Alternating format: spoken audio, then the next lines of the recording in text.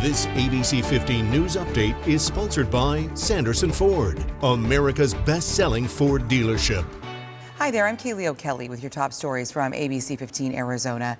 There are new details about alleged voter intimidation here in the Valley after 9 complaints in Maricopa County.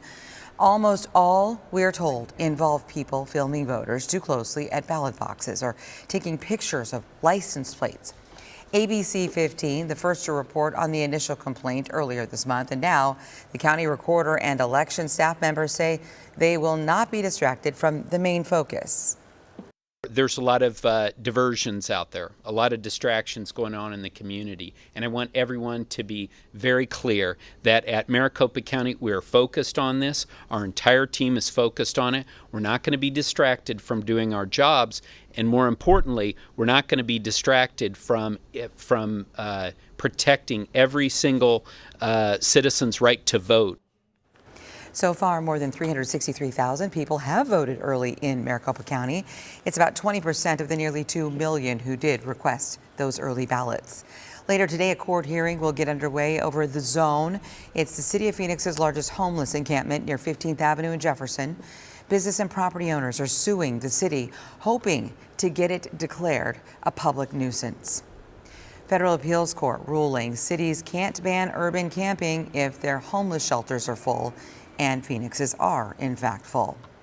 There are some new developments after an elevator leaves a family trapped underground at the Grand Canyon Caverns. State inspectors are taking a closer look at the elevator today. Their inspection will determine whether the elevator will be able to reopen. The last time the elevator was inspected was December of last year.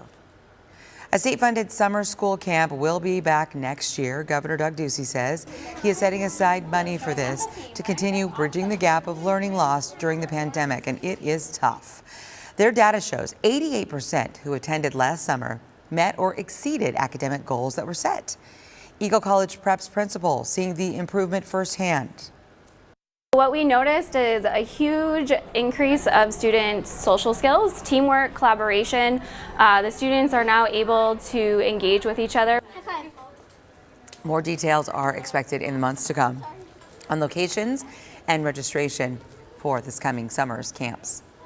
A deal to avoid a rail strike has now been rejected by a second union, the Brotherhood of Railroad Signalmen there. Rejecting that deal, saying 61% of its workers are opposed to this. The deal included 24% raises and $5,000 in bonuses. The union says that they are negotiating for paid sick days. The unions did set November 19th as a possible strike date and promised to keep negotiating right up until the deadline. And speaking of deadlines, you're running out of time to check out the Arizona State Fair. This is going to be the last weekend. Plenty of food, rides, entertainment today through Sunday. It's $15 for adults to get in, and you can see the schedule of activities and performances on the State Fair's website.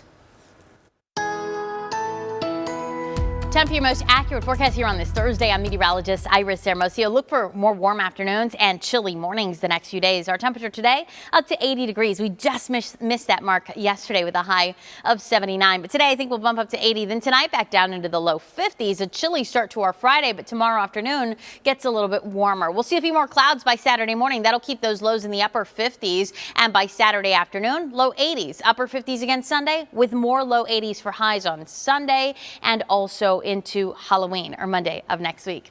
Our temperature today reaching 80 in Phoenix, upper 70s at Lake Havasu with 50s to 60s across most of northern Arizona. The exception Heber and Window Rock up into the 40s today. More winds in that eastern pocket of our state and along the Colorado River as the disturbance passes through the Four Corners. Otherwise, look for mostly clear conditions across much of Arizona. Highs in the low 80s through the weekend. Then rain and snow chances start to go up next week. And for the latest headlines, weather, and traffic, just head to abc15.com or download our free ABC 15 mobile app. This ABC 15 News Update is sponsored by Sanderson Ford, America's best-selling Ford dealership.